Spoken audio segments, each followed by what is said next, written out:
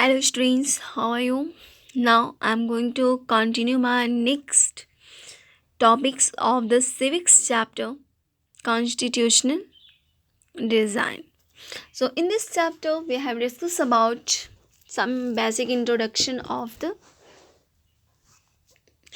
how why we need the constitution and what were the ways how which our Indian constitution is ready. So let me try to understand the next topic of this chapter, that is the constituent assembly.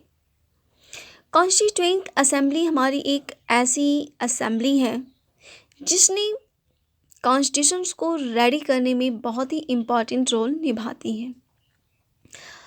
हमारी जो drafting of document है जिसे हम constitution कहते हैं, यह हमारे कुछ ऐसे लीडर्स के द्वारा किया गया था जो हमारे कॉन्स्टिट्यूएंट असेंबली के मेंबर्स थे. तो ऐसा नहीं है कि कॉन्स्टिट्यूएंट असेंबली में किसी को भी उठाकर डाल दिया गया हो. कॉन्स्टिट्यूएंट असेंबली में मेंबर्स को आने के लिए वहाँ पर एक इलेक्शन किया गया था. इलेक्टेड लोगों को, इलेक्टेड रिप्रेजेंटेटिव को इसमें शामिल किया गया था. 1947 में इसका इलेक्शन हुआ था और इसकी पहली मीटिंग भी दिसंबर में 1946 में हुई थी. और उसी के बाद हमारा जो कंट्री है उसको दो पार्ट में डिवाइड होता है, इंडिया एंड पाकिस्तान में. और कॉन्स्टिट्यूएंट असेंबली भी हमारी दो पार्ट्स में डिवाइड हो जाती है, constituent assembly of India and constituent assembly of Pakistan. तो इस तरह से हमारी ये जो कॉन्स्टिट्यूएंट असेंबली है इसमें हमारी 299 मेंबर्स थे. After division of Constituent Assembly, we find the 299 members in our Constituent Assembly or Indian Constitution Assembly. Assembly adopted the Constitution on 26 November 1949, but it came into effect on 26 January 1950. कि assembly ने constitution को adaptation की बात तो start की थी 26 नवंबर 1949 में. इसको एडॉप्ट कर लिया गया था उन लोगों के द्वारा. लेकिन एक हमारा हिस्टोरिकल इफ़ेक्ट था आपके 26 जनवरी का. तो इस वजह से 26 जनवरी 1950 को हमारी कॉन्स्टिट्यूशन को लॉन्च किया गया था, उसे इफ़ेक्ट में लाया गया था.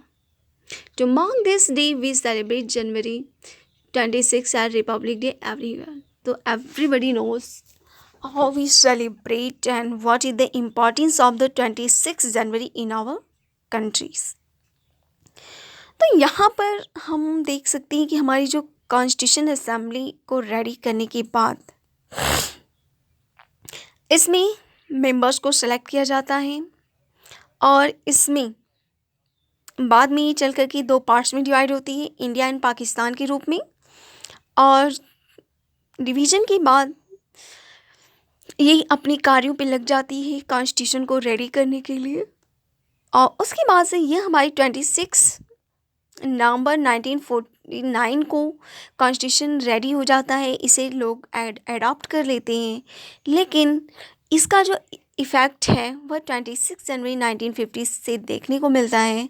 और इस वजह से 26 जनवरी को हम रिपब्लिक डे के तौर पे सेलिब्रेट करते हैं.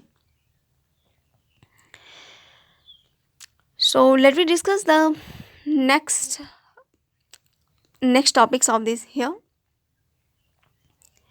कि why should we accept the constitution made by this assembly more than 60 years ago. कि हम अपनी कॉन्स्टिट्यूशन को आज भी एक्सेप्ट कर रहे हैं. ऐसी कौन सी ऐसी बातें हैं हमारी कॉन्स्टिट्यूशन की जो आज की डेट में भी उसको बहुत ही बेहतर बनाए रखी हैं. So let we try to understand. तो पहली चीज़ इसमें कि हमारा जो कॉन्स्टिट्यूशन है वो किसी एक लोगों की बनाई हुई या एक लोगों के विजन पे आधारित कॉन्स्टिट्यूशन नहीं है. इसमें बहुत सारे मेंबर्स इन्वॉल्व होते हैं उनके व्यूज़ रिफ्लेक्ट होते हैं, तब जाकर के हमारा ये कॉन्स्टिट्यूशन रेडी हुआ था। इसमें अलग अलग ग्रुप के लोग, अलग अलग पॉलिटिकल विजन वाले लोगों को इसमें इन्वॉल्व किया गया था। उनकी हर एक प्रॉब्लम को समझा गया था, हर एक लोगों की फीलिंग्स को समझा गया, और उनको सेटिस्फाई करने की वजह से हमारी कॉन्स्टिट्यूशन को बहुत बड़ा रिटन कॉन्स्टिट्यूशन बनाया गया था। तो पहला रीज़न हमें क्या समझ में आया कि हमारे कॉन्स्टिट्यूशन में अलग अलग लोगों को शामिल करके उनकी फीलिंग्स, उनके आइडियाज़ को रिस्पेक्ट दे करके ही ये कॉन्स्टिट्यूशन रेडी हुआ था। सेकंड रीज़न है, the second reason for accepting the constitution is that the constituent assembly represented the people of India. कि दूसरा रीज़न ये है कि हमारा जो कॉन्स्टिट्यूशन है, इसमें constituent assembly people of India को रिप्रेजेंट करती है, ना कि सिर्फ पीपल्स को या किसी खास पीपल्स, ग्रुप ऑफ पीपल्स को। तो यहाँ पर यूनिवर्सल एडल्ट फ्रेंचाइजी की बेस पे बातें होती हैं। तो यहाँ पर हम देख सकते हैं कि हमारी जो कॉन्स्टिट्यूएंट असेंबली है, ना तो ये पूरी तरह से यूनिवर्सल एडल्ट फ्रेंचाइजी पे थी और ना ही पूरी तरह से डायरेक्टली इलेक्टेड थी। इट मीन्स हम कह सकते हैं कि कॉन्स्टिट्यूएंट असेंबली में हमारे जो मेंबर्स हैं वह या तो डायरेक्टली इलेक्ट किए गए थे या लोगों के द्वारा चूज किए गए थे। तो इस वजह से भी और उसके बावजूद भी हमारे जो कॉन्स्टिट्यूएंट असेंबली के मेंबर्स थे वह पूरी तरह से लोगों की फीलिंग्स का रेस्पेक्ट करते हुए वो आगे बढ़े हैं। तो इस तरह से हम देख सकते हैं कि different group, different caste, classes, religion, occupation से रिलेटेड लोगों को कॉन्स्टिट्यूएंट असेंबली में इन्वॉल्व किया गया और उनके विजन्स को समझने की कोशिश की गई थी। Third is that the manner in which the Constituent Assembly work gives sanctity of the Constitution. The Constituent Assembly worked in a systematic, open and consensual manner. कि पहली चीज़ ये कि कॉन्स्टिट्यूएंट असेंबली में जिस तरह से कॉन्स्टिट्यूशन को बनाया वह वे बहुत ही बेहतर था। कि इनके वर्क में एक सिस्टमेटिक वर्क था, ओपन था, हर कोई उसके बारे में जान रहा था। कॉन्सेंशुअल मैनर में इसको बनाया गया था। कॉन्सेंशुअल मैनर का मतलब कि हर एक लोगों की बात को ध्यान में रखते हुए। तो इस बेस पे हम देख सकते हैं कि हमारा कॉन्स्टिट्यूएंट असेंबली ने जिस तरीके से हमारे कॉन्स्टिट्यूशन को रिप्रेजेंट किया, उसको बनाया, वह बहुत ही बेहतर तरीका था। इसमें पहली चीज़ उन्होंने ध्यान दिया था कि यहाँ पे कुछ बेसिक प्रिंसिपल इन्वॉल्व किए गए, कुछ चीज़ों को अलग अलग जगहों से उठाया गया, उस पर उन्होंने डिस्कशन किया। डिस्कशन करने के बाद उसको क्या किया गया, उसको ड्राफ्ट रेडी किया और ड्राफ्ट रेडी करने के बाद फिर से उस पर डिस्कशन किया गया। हमारे कॉन्स्टिट्यूशन को बनने में एक लंबा समय लगा, बहुत सारी मीटिंग्स की गई, बहुत सारे डिस्कशन किए गए, जिससे कॉन्स्टिट्यूशन में बहुत सारे बदलावों को लाने के बाद ही कॉन्स्टिट्यूशन को एक प्रॉपर वे में अरेंज करके उसको एडॉप्ट किया गया था। So let me try to understand the guiding values of the Indian constitution. Guiding values of Indian constitution का मतलब है कि हमारे कॉन्स्टिट्यूशन में कौन कौन सी वैल्यूज, कौन कौन सी बातों को शामिल किया गया है। तो इसमें हम देख सकते हैं कि इसमें ड्रीम और प्रॉमिस, ये दो चीज़ें ज़्यादा इन्वॉल्व होती हैं। तो इसमें हम सबसे पहले देख सकते हैं कि महात्मा गांधी का नाम हम सब लोग बहुत ही रिस्पेक्टफुली लेते हैं, क्योंकि इन्होंने हमारी कंट्री को इंडिपेंडेंस कराने में एक बहुत ही मेजर रोल्स इन्होंने निभाया था। तो इनका भी अपना एक सपना था, इनका अपना एक ड्रीम था, जिसे उन्होंने यंग इंडिया मैगजीन में 1931 में उन्होंने अपने विजन को सामने रखा था। उन्होंने ये बताया था कि हमारे कॉन्स्टिट्यूशन को कैसा होना चाहिए। दूसरा नाम आता है डॉक्टर अंबेडकर राव का, भीमराव अंबेडकर का। इन्होंने दलित समुदाय के लोगों के लिए भी कुछ इन्होंने विजन्स देख रखे थे, तो उन्होंने भी अपनी बातों को गांधी जी के साथ मिल करके उसको कॉन्स्टिट्यूशन में उनके लिए प्लेसमेंट या नए तरीके उन्होंने लाने की कोशिश की थी। इसके अलावा जवाहरलाल नेहरू, जिन्होंने 15 अगस्त 1947 में एक बहुत ही अच्छा उन्होंने स्पीच दिया था। उस स्पीच के बेस पे उस स्पीच में भी उन्होंने बहुत ही बेहतर अपनी बातों को उन्होंने इन्वॉल्व किया था, उसे उन्होंने सामने रखा था, अपने विजन्स को, अपनी ड्रीम को।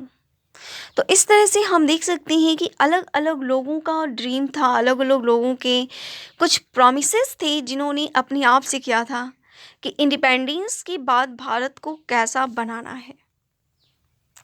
सो let we try to understand the philosophy of the constitution. कि हमने तो ये देख लिया कि आपके महात्मा गांधी, आपके भीमराव अंबेडकर, जवाहरलाल नेहरू और भी तमाम तरीके के लीडर्स की कुछ विजन्स, कुछ उनके ड्रीम्स थे, कुछ उनके द्वारा किए गए प्रॉमिसेस थे, और उसी के बेस पे हमारी कॉन्स्टिट्यूशन का फिलॉसफी रेडी किया जाता है।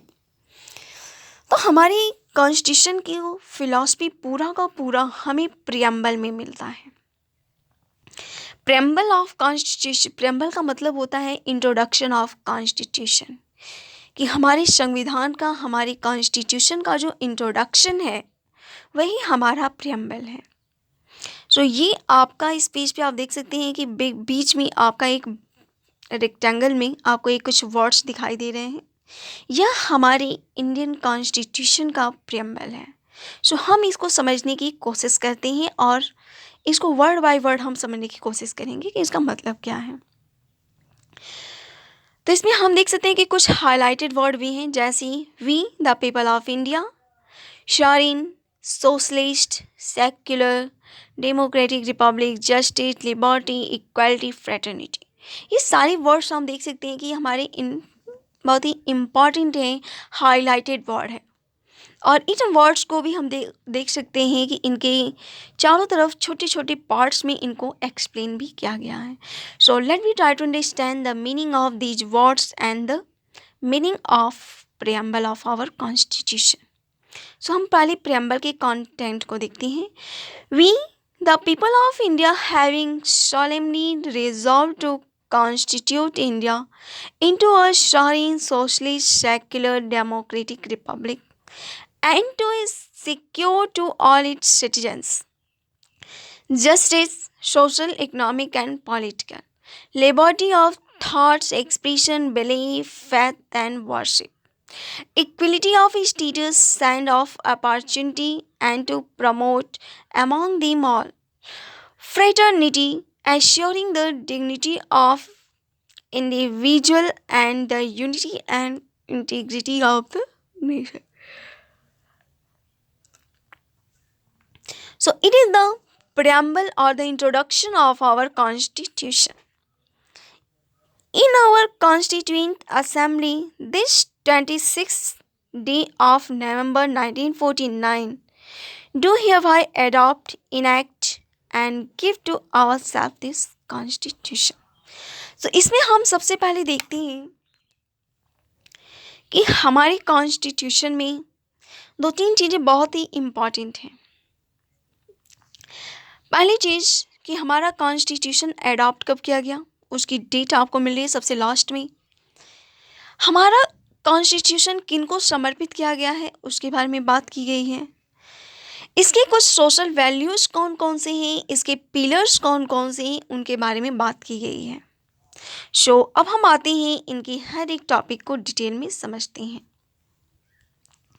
पहला, we the people of India. अब इसका मतलब क्या है? The constitution has been drawn up and enacted by the people through their representative and not handed down to them by a kind or any outside power.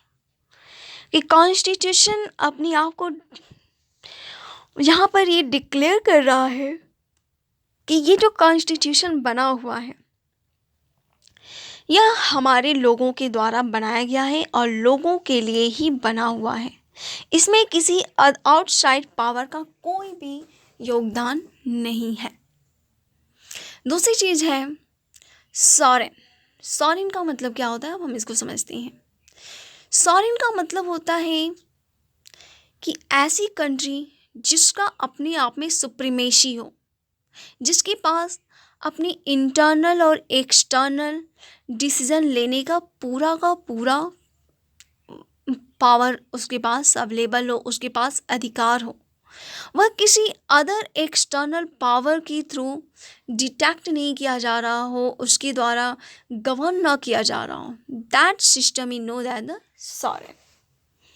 जैसे India है, India को हम सॉरेन country कहते हैं। इसका मतलब ये कि इंडिया का जो इंटरनल मामले हैं, कि इंटरनल जो भी मैटर्स हैं, जो एक्सटर्नल मैटर हैं, जो अदर देशों से संबंधित जो मैटर्स हैं, इनमें इंडिया अपने फैसले खुद लेगा, किसी अदर कंट्रीज़ के प्रभाव में आए बिना। That is known as the sovereign. Next is the socialist. Socialist का मतलब क्या है कि wealth is generated socially and should be shared equally by society. Socialist का मतलब कि हमारे पास जो भी रिसोर्सेज हैं, जो हमारे पास वेल्थ अवेलेबल है, वह सारी की सारी चीज़ें हर किसी के पास, हर एक सोसाइटी के मेंबर्स के पास आसानी से अवेलेबल हो सके। Governments should regulate the ownership of land and industry to reduce socio-economic inequality. इसके अलावा जो गवर्नमेंट है उसने regulation the ownership of land, की लैंड पे जो ओनरशिप है उसको खुद ही इन्वॉल्व करना शुरू कर दिया, उसमें अपनी हस्तक्षेप देना शुरू कर दिया। इसके अलावा लैंड पे या इंडस्ट्री पे ओनरशिप को तो उन्होंने अपने हाथों में ले लिया, और साथ ही साथ उनका ये मकसद था कि जो सोशियो इकोनॉमिक इनइक्वलिटी जो हमारे देश में बनी हुई है उसको दूर किया जा सके। It is the socialist concept. Next is secular. Secular को हम सब जानते हैं कि किसी भी कंट्री का कोई एक सिंगल रिलीजन का ना होना। इट मीन्स कि हमारी कंट्री में जितने भी रिलीजन हैं उनको same opportunities, same values, same rights provide किए गए हैं। That is known as the secular. Democratic का मतलब यही कि गवर्नमेंट का वह फॉर्म जिसमें गवर्नमेंट जो बनाई गई है वह लोगों के द्वारा बनाई गई हो, जो गवर्नमेंट्स बनी हुई है वह लोगों के लिए बनी हो और लोगों के लिए ही कार्य कर रही हो। That system is called as the democratic. So India हमारी एक डेमोक्रेटिक कंट्री है। So in next video we will try to understand republic, justice, liberty, equality and fraternity concept in preamble of Constitution. Thank you.